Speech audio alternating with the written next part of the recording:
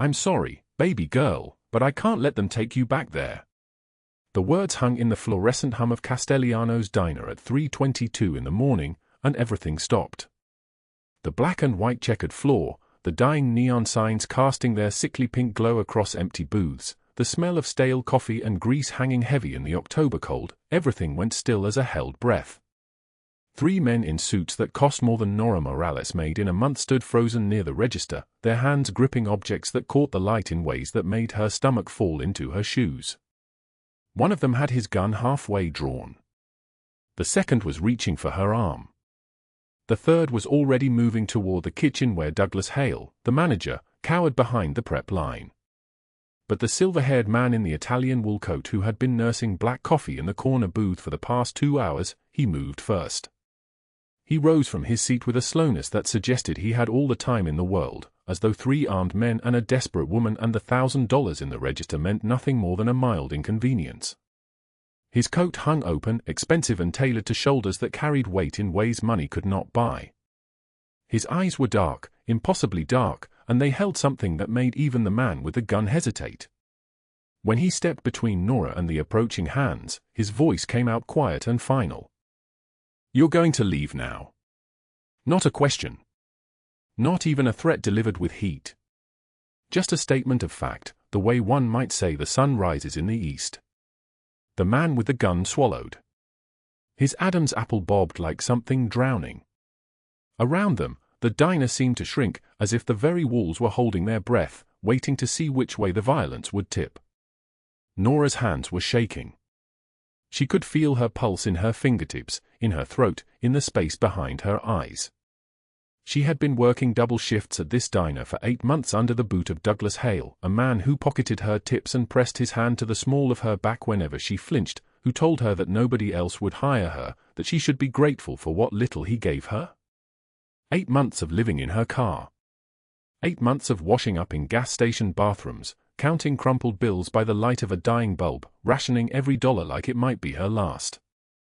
And 3 hours before this moment, she had been sitting in that exact bathroom, counting $78. $78 to her name. The foreclosure notice sat in her glove compartment with her old address crossed out in red pen, demanding $35,000 in 14 days. 14 days before the bank took everything.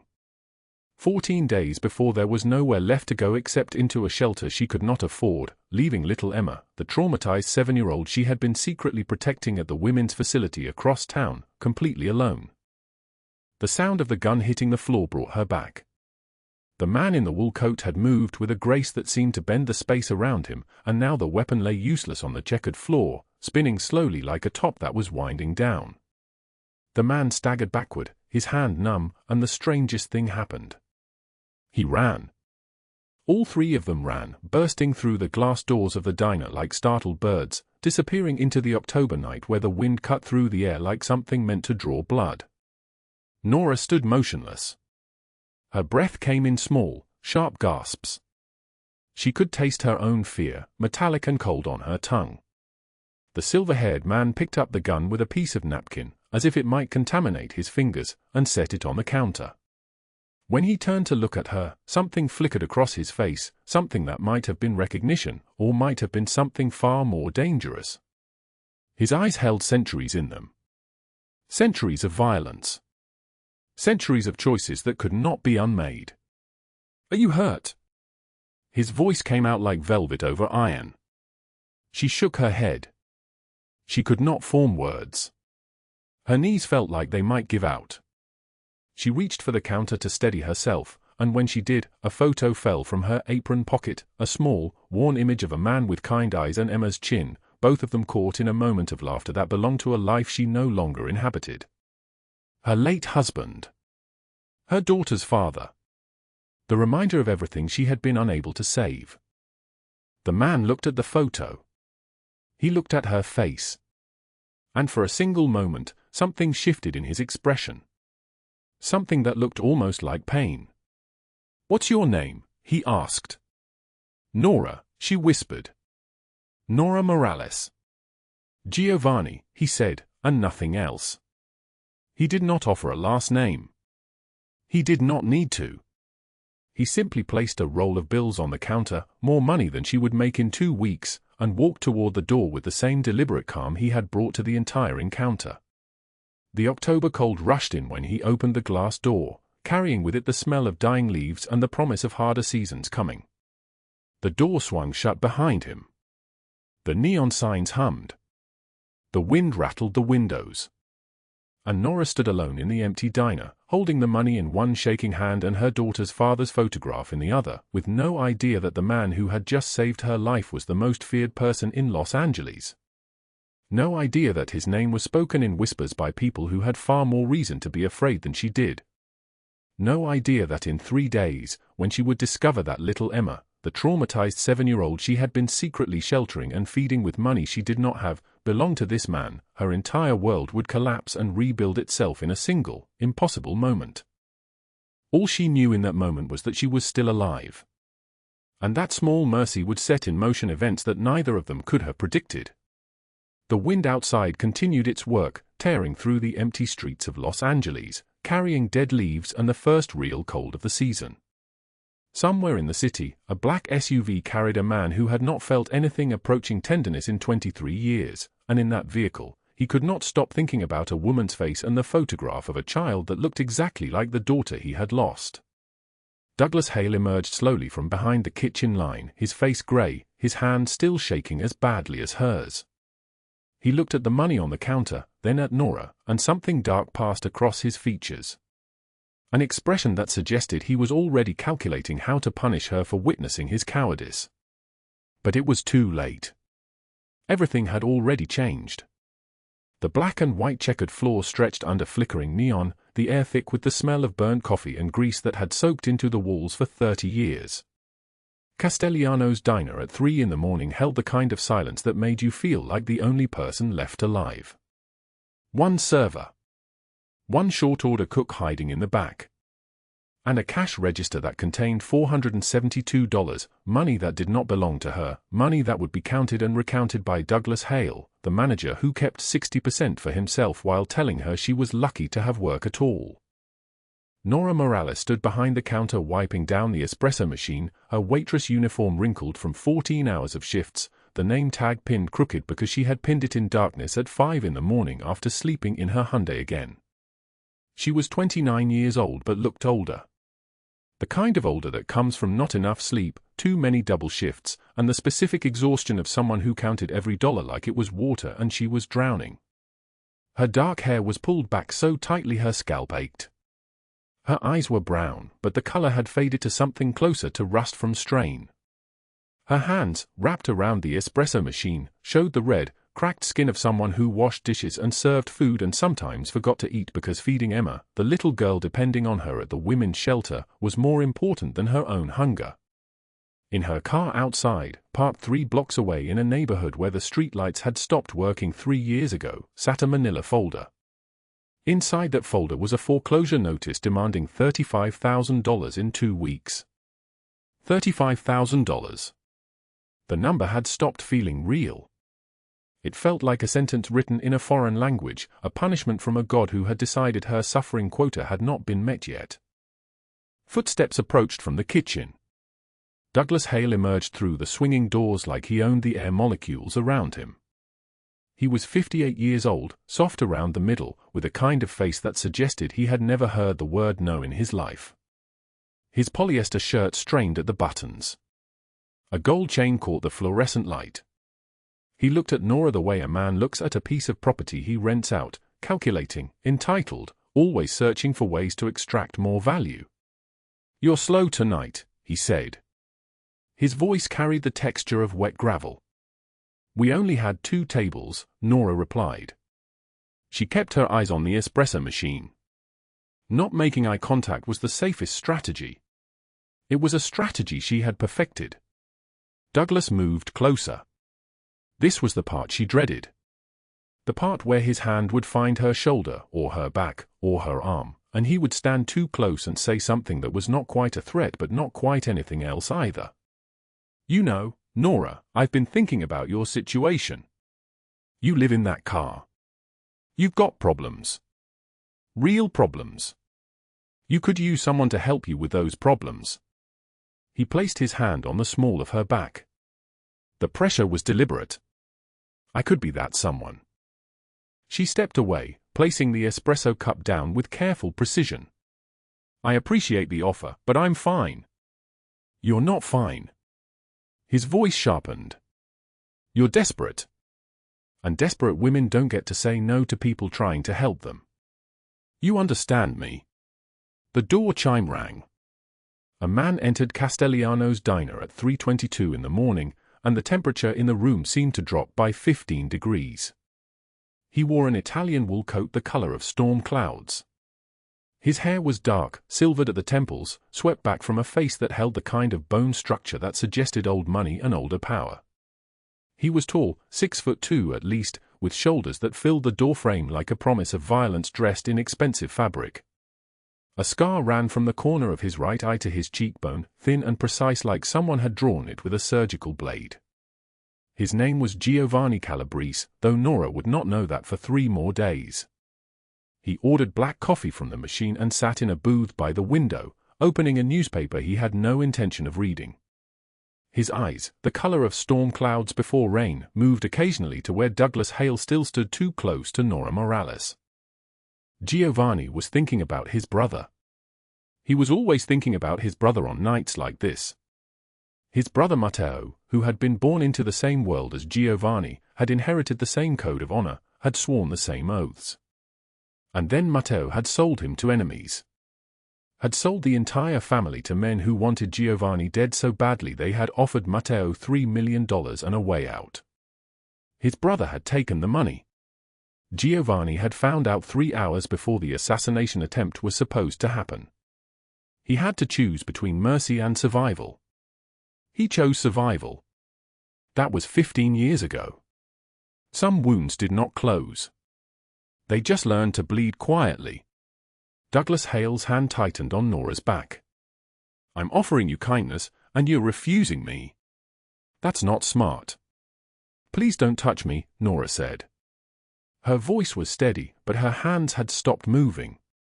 Or what? You'll call the police? Tell them what? That your manager is trying to help you. He leaned closer. You're an illegal, Nora. You think anyone's going to believe you? She was not illegal. She was a citizen.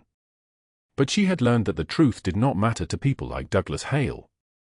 What mattered was that she was vulnerable. What mattered was that she had everything to lose. The door chimed again. 2 men entered. Then a third. They wore dark jackets zipped to their throats. One of them had a gun visible in his shoulder holster, not bothered about hiding it. This was not a robbery you planned. This was a robbery done by people who did not care about consequences because they believed there would be none. Everybody on the ground, the first man said. His voice was the texture of ground glass. This is a robbery. We are taking the register and we are leaving. No one has to get hurt. Douglas Hale released Nora immediately and dropped to the floor like a sack of wet sand. He made a small whimpering sound. She could see the darkness spreading across his polyester pants. He had not just let go of her. He had abandoned her the moment real danger arrived. The man with the visible gun pointed it toward the register. Open it. Nora did not move. She was looking at the gun. She was thinking about Emma. She was thinking about all the nights she had held Emma while the child cried about her father, about a man whose name she did not know, about dreams she could not articulate. She was thinking about the way Emma had asked, 2 weeks ago, will you ever have to leave me? And she had said, never, knowing it was a lie but unable to tell the truth. She walked toward the register slowly. She opened it. The $472 sat in neat piles. All of it, the man said. As her hand reached for the money, the gunshot echoed through the diner like the sound of the world ending. The man with the visible gun was on the ground. Blood pooled under his shoulder. Giovanni Calabrese stood with a pistol held steady, his arms straight, his face devoid of emotion. He had not shouted. He had not given a warning. He had simply seen a threat and eliminated it. The other 2 men turned toward him. They moved for their own weapons. They were fast. They were trained. They were also 40 seconds away from ceasing to exist, though they did not know it yet. Rocco and Sal emerged from the kitchen, where Giovanni's men had been sitting the entire time, waiting, watching. They moved with the efficiency of people who had trained for this scenario 1,000 times. The first man took a knee to the sternum. The second man was on his face before he could reach his gun. 3 seconds later, all 3 robbers were immobilized.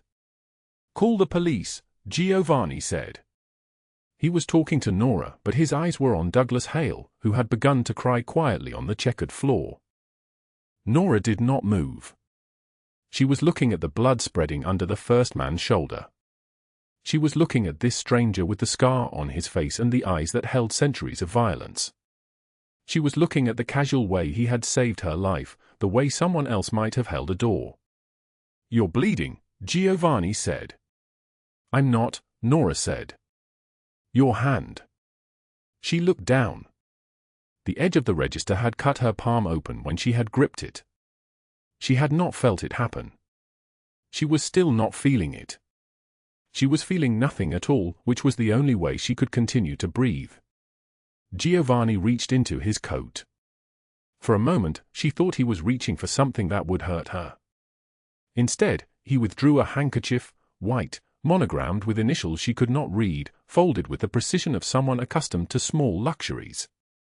He pressed it against her hand. "You were brave," he said. "I do not see that very often." "I wasn't brave," Nora said. "I was terrified." Bravery is not the absence of fear. His voice was deep and solid, like someone speaking from the bottom of a well. It is action despite fear. You placed yourself between those men and the register. You did not know what would happen. The police sirens began in the distance. They grew louder. Douglas Hale was still on the floor, still crying, his expensive manager's position suddenly worthless against the weight of his own cowardice. Giovanni stepped back from her. His men had begun moving, clearing the space, erasing the scene in the way that people erase scenes. By the time the police arrived, there would be multiple witnesses, security footage, and a clear case of self-defense. "What's your name?" he asked. "Nora." "Nora Morales." He nodded as though she had confirmed something he already knew. "You should go home, Nora Morales. Finish your shift later. Rest." "I can't afford to lose the hours," she said. The words came out before she could stop them. "I can't afford to lose anything." For the first time, something flickered across his face.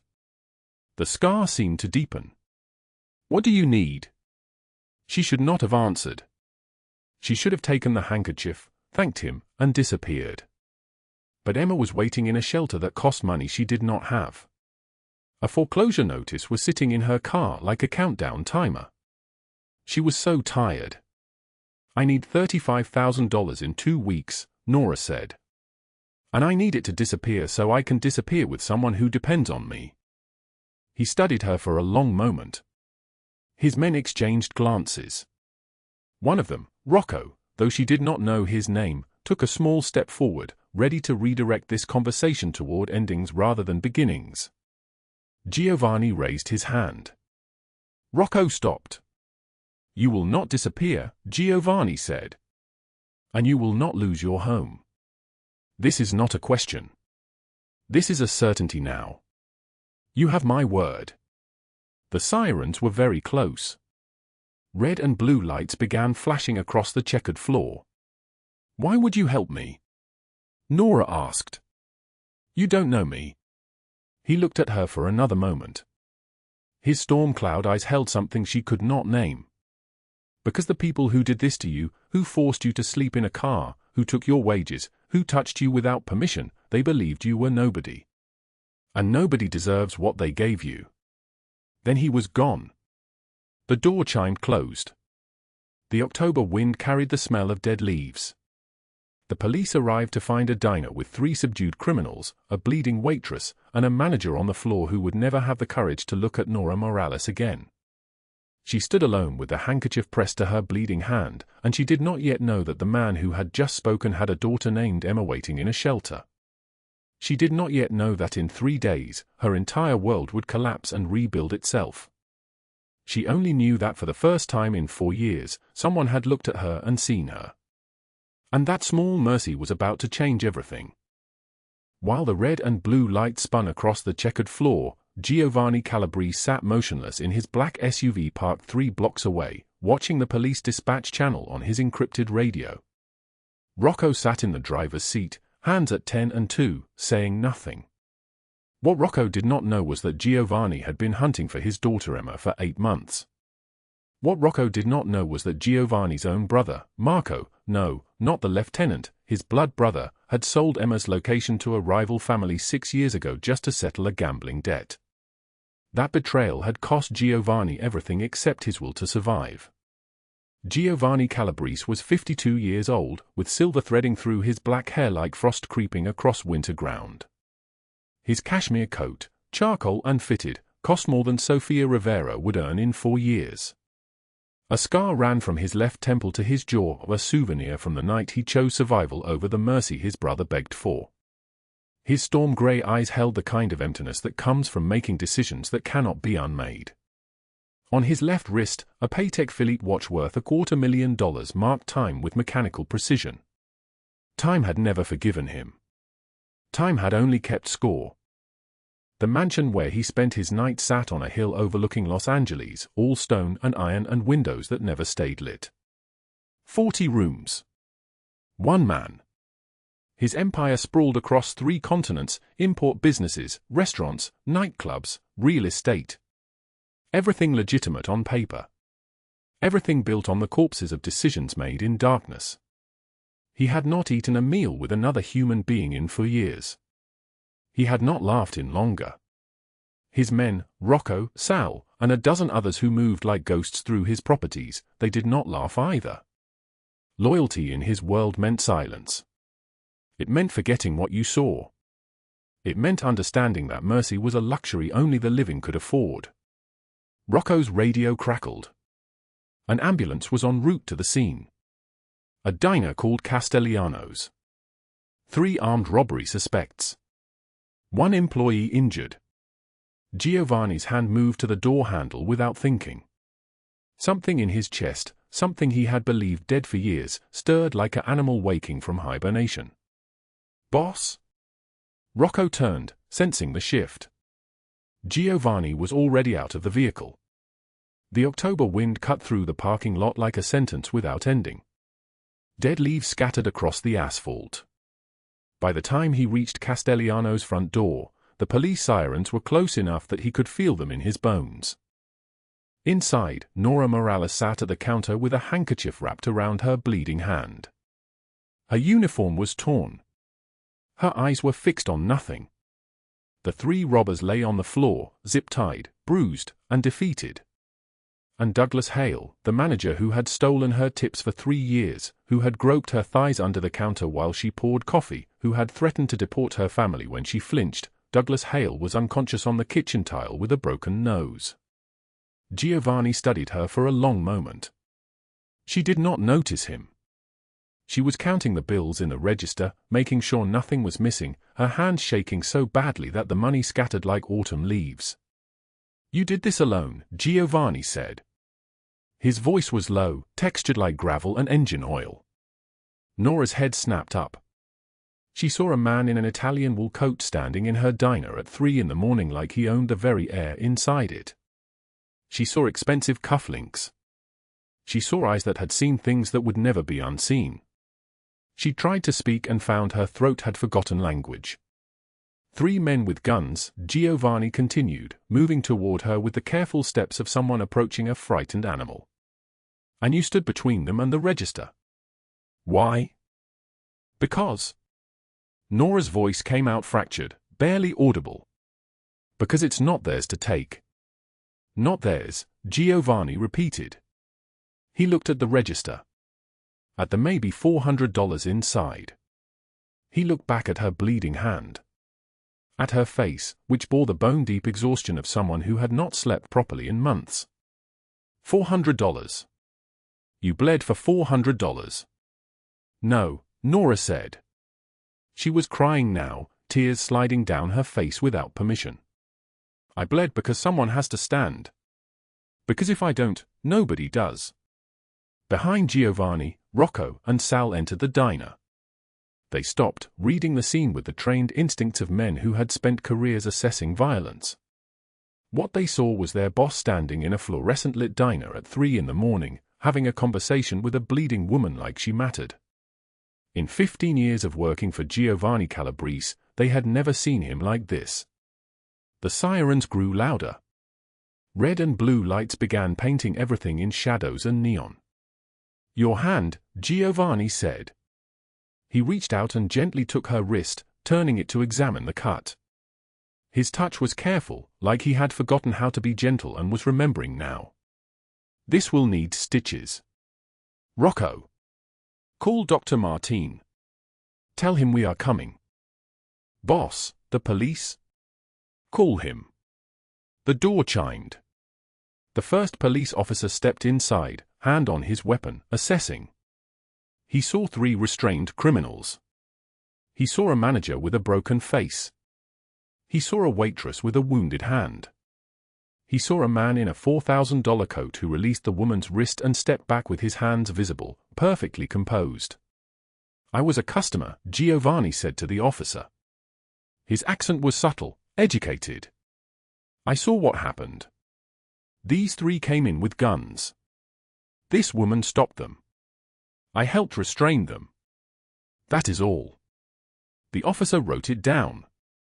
Police work is simple when witnesses cooperate and tell the same story.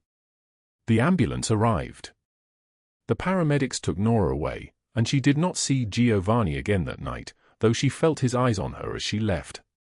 She felt the weight of his attention like a hand placed over her heart. What Nora did not know was that Giovanni had spent 8 months searching for a 7-year-old girl with his own grey eyes and his own stubborn chin. Emma had been missing since her mother's death, placed in the system, lost in the machinery of foster care. What Nora did not know was that in 3 days, she would return to the women's shelter where she sometimes volunteered on her days off. She would help a small girl named Emma paint a ceramic plate. Emma would tell her, everyone leaves. I do not want another person to leave. And Nora would hold that child and promise something she had no power to keep. What Nora did not know was that this one moment, standing in a diner, bleeding, refusing to surrender, would bring her into the orbit of a man who could destroy empires with a phone call. Meanwhile, in a penthouse office on the 40th floor of a glass tower downtown, a woman named Victoria Ashford was reviewing the quarterly reports for Castellano's Diner. She owned 17 restaurants across Los Angeles. Castellano's was her smallest, least profitable location. She paid Douglas Hale a generous salary to run it, and in return, he paid her a percentage of everything, the tips he stole, the equipment he overcharged suppliers for, the occasional immigrant worker he threatened into silence. Victoria was 58 years old, blonde, with the kind of angular beauty that came from wealth and dermatologists and the power to make people disappear if they became inconvenient. Her office was all glass and minimalism. She wore Italian leather and owned a thoroughbred named Recklessness. At 3:14 in the morning, her phone rang. Douglas Hale calling from a hospital, his nose fractured, his voice panicked. Victoria, we have a situation. There was a robbery attempt. An employee resisted. Someone else was there, someone with resources. They know about the register. They know about. She hung up. She had learned long ago that panicked voices solved nothing. She opened her laptop and searched the police reports. A diner robbery. 3 suspects. 1 employee injured. No names yet. But there was something else, a notation about a man in an Italian wool coat who had subdued the criminals. A man whose face no officer could quite describe. Victoria's perfectly maintained fingernails clicked against her desk as she thought. She had been building her empire by bleeding people dry, one wage theft at a time, one threat at a time. She had built it carefully, with just enough deniability to stay invisible to anyone important. She had built it on the premise that people like the woman who worked at Castellano's, people like Nora, were too small to matter. She had no idea that the wrong person had just looked at one of her invisible people and seen them. 3 blocks away, Giovanni sat in his study, the walls lined with first editions and paintings that museums had offered fortunes to acquire. Dr. Martin had stitched Nora's hand using techniques that left no scar. Now she slept on silk in a guest room of his mansion, guarded by Rocco outside her door. Giovanni held the handkerchief she had bled on. It was white cotton, the kind that cost $2 at any drugstore. He had seen it through her medical history, evicted twice, sleeping in her car, a foreclosure notice for $35,000 that she had received 3 weeks ago. A daughter somewhere in the system, age 7. A dead husband from cancer, medical bills that had consumed everything she owned. Sal entered with a folder. Her name is Nora Morales. She has been working at Castellano's for 3 years. Victoria Ashford owns the restaurant. Also owns 16 others. Anything you want to know, I can find it. There is a child, Giovanni said. 7 years old. Find her. What Giovanni did not know was that this child would be named Emma. What he did not know was that she shared his eyes, his chin, the way he tilted his head when he listened. What he did not know was that his own brother had sold her location not to settle a gambling debt but because he had fathered her with Giovanni's ex-wife and wanted the baby gone, wanted the evidence of his infidelity erased. What he did not know was that Nora Morales had found Emma at a women's shelter 4 months ago, malnourished and traumatized, and had been secretly feeding her, protecting her, loving her as if Emma were her own blood. The rain began 3 hours before dawn, coming down hard and cold against the windows. Giovanni stood at the glass, watching the city lights blur and reform. In the guest room, Nora slept with her hand wrapped in gauze that cost more than her weekly wage. In a shelter across the city, a small girl clutched a photograph of a man she had never met and whispered his name into her pillow. Sometimes one hand reached out at the right moment can change an entire life. The rain fell in sheets against the windows of the precinct, and Nora sat in a metal chair under fluorescent lights that made everything look like a crime scene. Her hands trembled on the table, the left one still wrapped in gauze from the night at the diner. An FBI agent with a grey suit and colder eye sat across from her, sliding a folder open. Inside were photographs, Douglas Hale handcuffed, Victoria Ashford's face captured mid-scream as officers led her away, bank statements showing 17 years of stolen wages, forged documents, blackmail payments. "We've been watching them for 2 years, the agent said. You just gave us the final piece." Nora's breath came shallow. Somewhere across the city, Emma was safe in a temporary foster home. Somewhere in that same precinct, Giovanni was being held in a separate interrogation room for his own protection. The feds wanted him far from the men who would come looking for revenge once the news broke. She hadn't spoken to him since that moment in the rain. Hasn't asked him if he planned any of this. The not knowing was its own kind of torture. 3 hours earlier, at 2:44 a.m., Nora had made a choice that would undo everything. She had written the letter on the back of a grocery receipt, her hand shaking so badly the handwriting looked like it belonged to someone else. The words were simple, the kind of words that take hours to compose because they have to carry everything you cannot say aloud. Giovanni, I cannot let them come for you because of me. Emma is not your daughter. I was wrong to think otherwise. I am going to disappear, and when I do, the threat disappears too. You can go back to your life. You can forget this ever happened. I am sorry. I am so sorry. I know you only helped me because you saw a broken person, but broken people break everything they touch. I will not be the reason your empire crumbles. Do not look for me. Let me go. And please tell Emma that Vivi, that I loved her more than I have loved anything in this world, and that was enough. That has to be enough. She had placed the letter on the guest bed where she'd been sleeping for 2 weeks. The room was on the 3rd floor of his mansion, overlooking gardens that cost more to maintain than she'd earned in her entire life. She had packed the photograph of her dead husband, Marcus, with his too wide smile and the scar on his chin from a car accident when he was 17. She had packed the one dress that didn't smell like grease from the diner.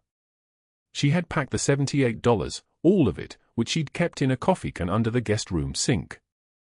Nora had been ready to leave at 3:08 a.m. when she heard Emma screaming. Not a child's nightmare scream. The kind that meant something was wrong in the waking world. She had run barefoot down the hallway, her heart fracturing. Emma's room was on the second floor, a room Giovanni had transformed into something from a storybook, white walls painted with clouds, a canopy bed draped in fabric the color of sunrise, shelves overflowing with dolls and books. Emma stood in the center of the room in her nightgown, shaking, her eyes locked on the window where a man stood outside on the fire escape, his face obscured by shadow. Douglas Hale. The restaurant manager had a gun in his hand and a smile that was all teeth. Behind him, silhouettes moved, 3 more men, maybe 4. His backup? His leverage? "Hello, Nora," Douglas said through the glass, his voice muffled but clear. "I've been looking everywhere for you. You've been a very naughty girl, leaving my restaurant without notice. And worse, you've been spreading lies about me.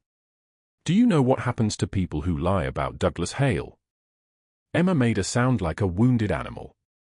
She reached for Nora, her small hand stretching across the space between them. Nora's instinct was to run. Get Emma away, get down the stairs, reach Giovanni's office where she knew he kept a gun in the desk drawer. But Douglas had already smashed out the window pane. He was already reaching in, his arm extending toward Emma, his fingers curling into a claw. In that moment, Nora understood that courage is not the absence of fear.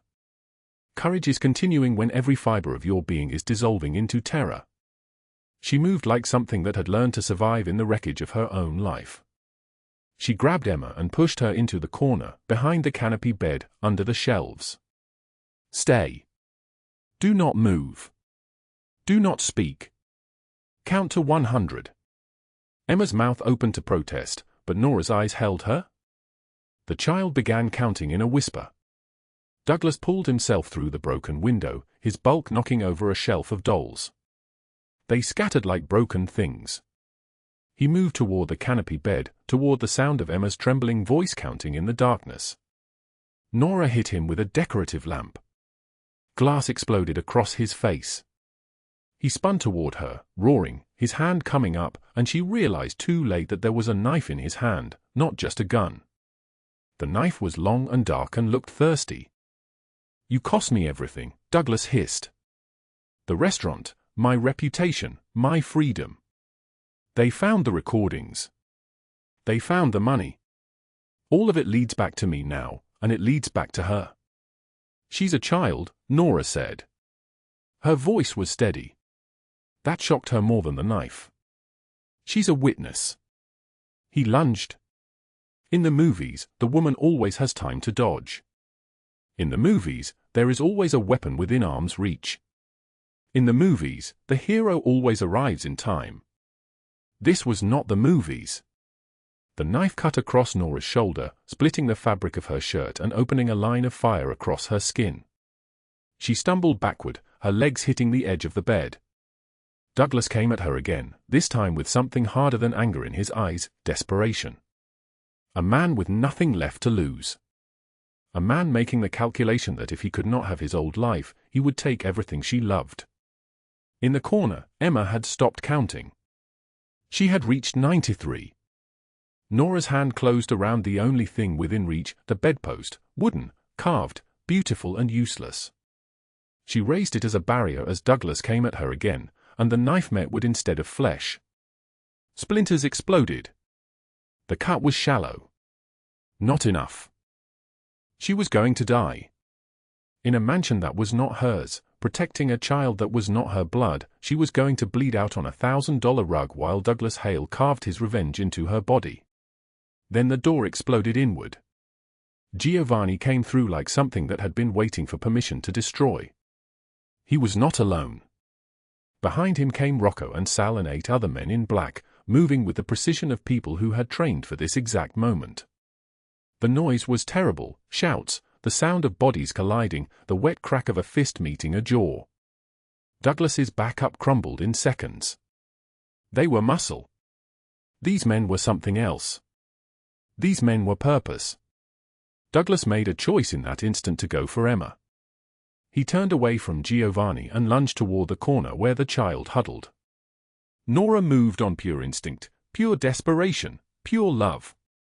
She threw her body in front of him. Giovanni caught him mid-stride and lifted him one-handed by the throat.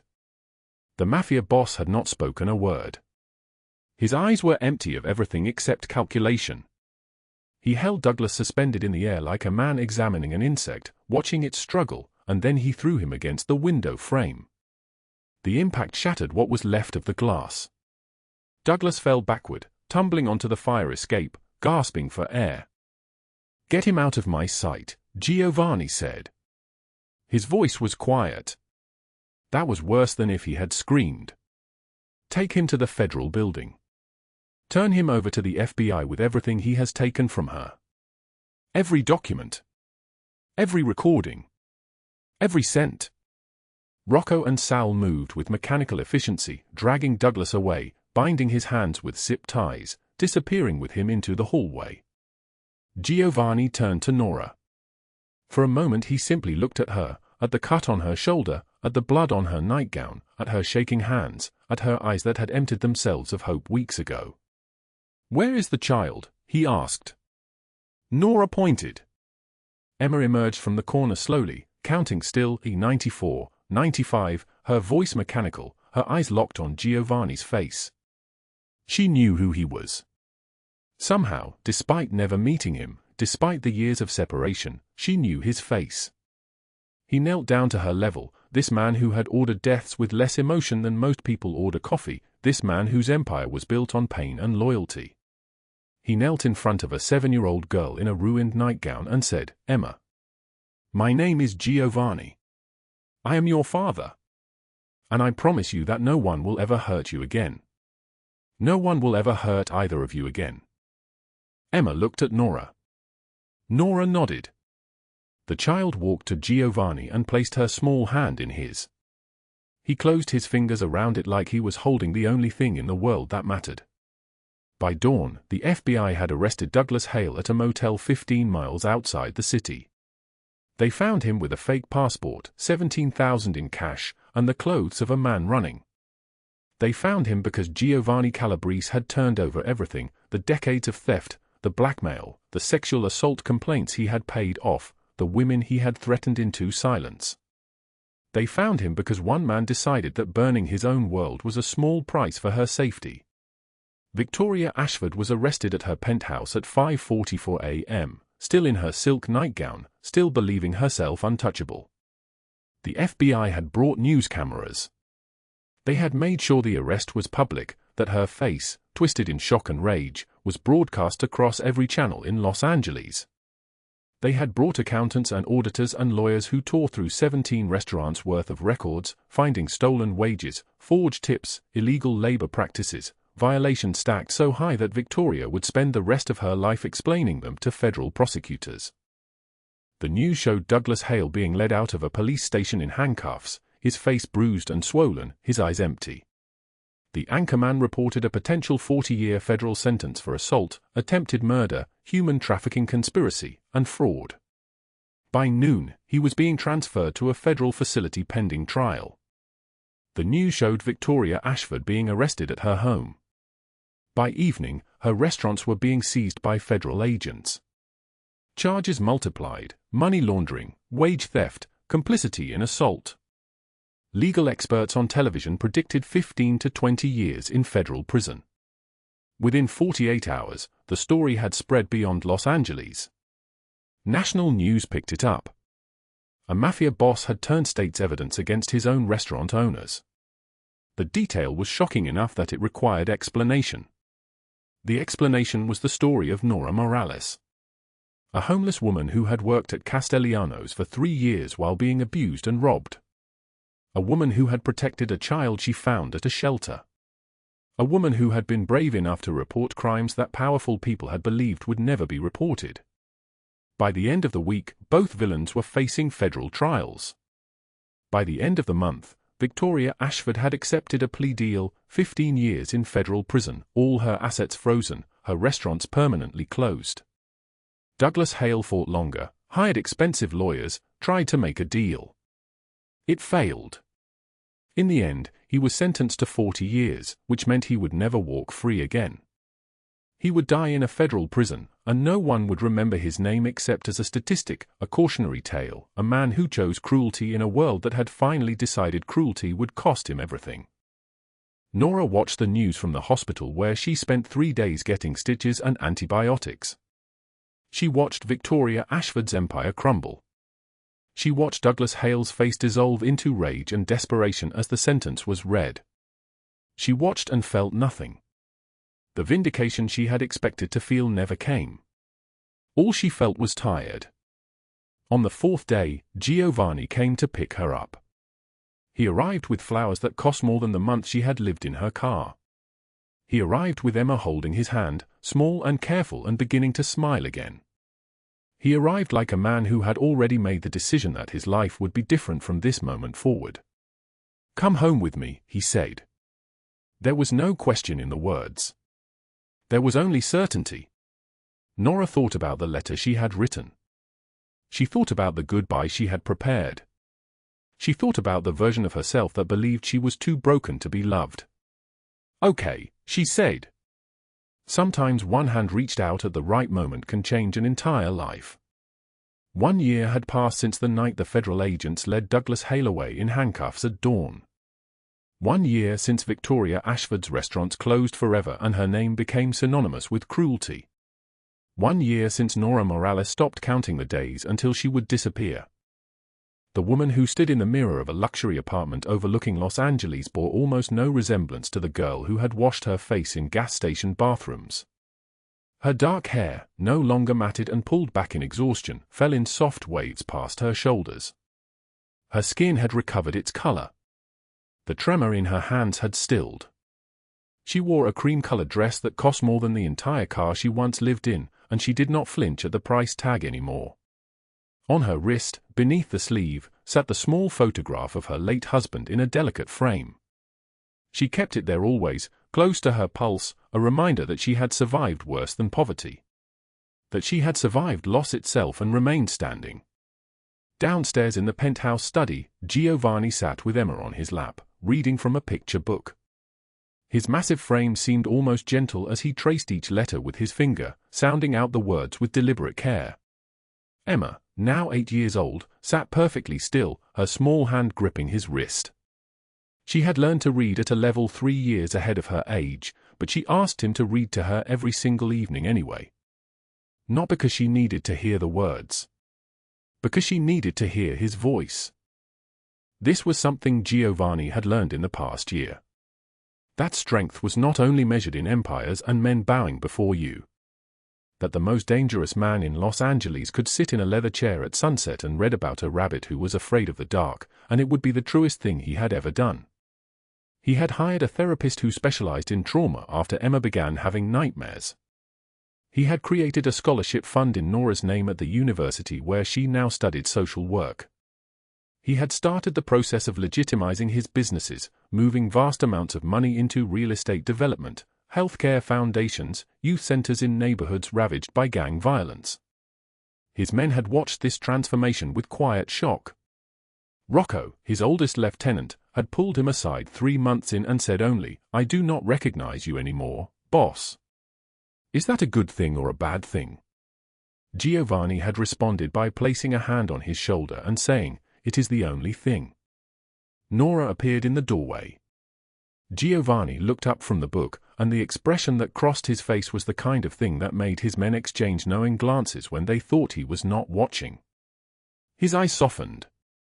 His shoulders relaxed. It was as if she was the only thing in the room that was real, and everything else had become secondary to her presence. "Mama," Emma called out, and the word hung in the air like a prayer answered. Nora froze. She had heard Emma call her by her name many times. She had been called Miss Nora and teacher and the lady who helps people. But she had never been called Mama before. The word shattered something inside her chest that she did not know was still broken. She crossed the room on legs that felt uncertain, and when she reached them, she lowered herself onto the floor beside Giovanni's chair. Emma tumbled into her arms with the unself-conscious abandon of a child who had finally learned that people do not leave. Nora's entire body convulsed with the kind of crying that comes from the deepest well of a person, the kind that cannot be stopped once it has been released. Giovanni's arm wrapped around both of them, and he rested his face against her hair. They sat like that as the October sun descended toward the horizon, painting the sky in shades of amber and crimson. No one spoke. No one needed to. Later that night, after Emma was asleep and the city lights had begun to glitter like scattered stars across the Los Angeles basin, Giovanni found Nora on the balcony. She wore a silk robe that he had bought for her, and the wind caught the fabric and pulled it away from her body like water. He approached slowly, the way he had learned to approach people who had been hurt. Not with the certainty of a man accustomed to taking what he wanted, but with the caution of someone who understood that some things were far more fragile than any weapon. "I have something for you," he said. She turned. In his hand was a box of black velvet, small enough to fit in his palm. Giovanni lowered himself onto one knee with the deliberate slowness of a man who carried the weight of his own history. Nora's breath caught. Below them, the city continued its endless motion, unaware that something profound was shifting in the darkness above it. "I have spent my entire life taking things," he said, his voice lower than the wind. "Territories, money, power. I took what I wanted because I believed that was the only language the world understood. That mercy was weakness and gentleness was a luxury for people who had not yet learned how cruel the world could be." He opened the box. A ring sat nested in white silk, a single diamond set in platinum, elegant and simple and worth more than her mother's entire house had been. "And then you threw yourself in front of a gun for a register that did not contain your money. And I understood for the first time that I had spent my life accumulating everything except what mattered most. I have spent this year learning how to love someone without trying to own them. How to protect someone without controlling them. How to be a man instead of an empire." Tears were streaming down her face again. Giovanni had learned this about her in the past year, that she cried easily, that grief and joy moved through her in the same way, that her capacity for emotion was not weakness but rather the evidence of a soul that had somehow survived everything and remained tender. "Nora Morales," he said, and the way he said her name was like a benediction, "will you marry me?" She nodded because words were not possible. He slid the ring onto her finger, and they stood together on the balcony as the November wind moved through the city, no longer carrying the bite of autumn desperation, but instead the warmth of a woman who had learned that she was not invisible, that she was not expendable, that sometimes a hand reached out at exactly the right moment and changed the entire trajectory of a life. 2 months later, on a Saturday in January, Nora walked down an aisle toward a man who had built an empire and then dismantled it to make room for love. The ceremony was small, just Rocco, Sal, a handful of Giovanni's closest people, and the women from the shelter where Nora had once slept on a cot with nothing but the clothes on her back. Emma stood between them during the vows, her small hand holding both of theirs. Nora wore white silk that caught the light like water. She carried a single white rose, and when she looked at Giovanni's face, she saw the man who had first appeared in her life as a stranger in an Italian wool coat. But she also saw every choice he had made since that night to become someone different. "I have loved you since the night you stood between my daughter and those guns," Giovanni said during his vows. "When I did not yet know your name or your story, I loved you because you loved someone else more than you loved yourself. And in every day since, I have watched you become the strongest woman I have ever known." In the corner, Rocco wiped his eyes roughly with the back of his hand. Sal reached over and squeezed his shoulder. They did not need to speak. They both understood that they were witnessing something they had never thought possible, the transformation of the most dangerous man they knew into someone capable of being gentle. 3 weeks after the wedding, Nora discovered she was pregnant. She did not tell Giovanni immediately. Instead, she sat with the small stick in her hand and thought about all the versions of herself that had led to this moment. The woman counting crumpled bills in a bathroom. The woman who had written a goodbye letter intending to disappear into the night. The woman who had believed herself too broken to be loved. That woman no longer existed. When she finally told him, Giovanni was sitting at the breakfast table reviewing documents for his latest legitimate business venture, a hospital wing dedicated to treating domestic violence survivors. He read the news in her eyes before she spoke the words. He stood without speaking and pulled her into his arms so gently that it was almost unbearable. "A child," he said against her hair. "Our child." "Our child," she repeated, and the words felt like the first true thing she had ever spoken.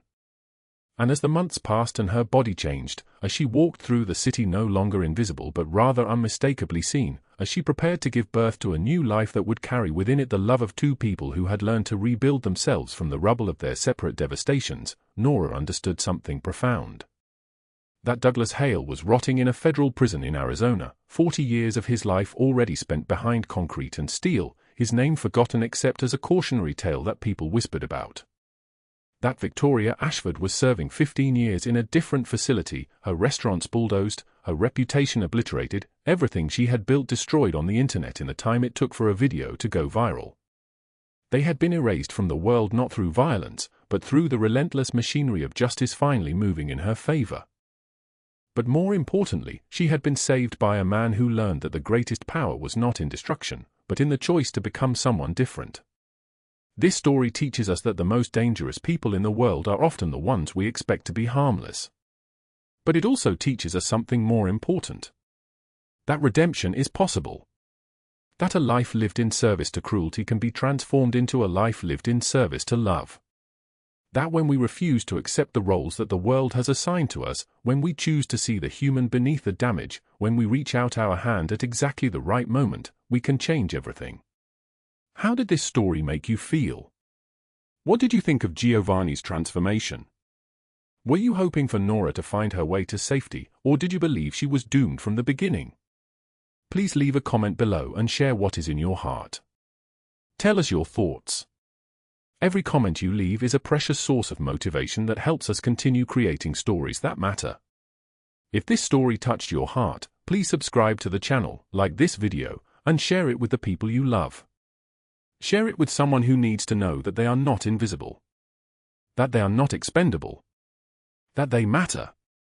We wish all of you watching this video good health, a joyful life, and days filled with peace and happiness. No matter how hard life gets, remember that after the rain, the sky clears. Somewhere beyond the storm, there is always a sunrise waiting. Thank you for staying with us until the very end. We will see you again in the next video.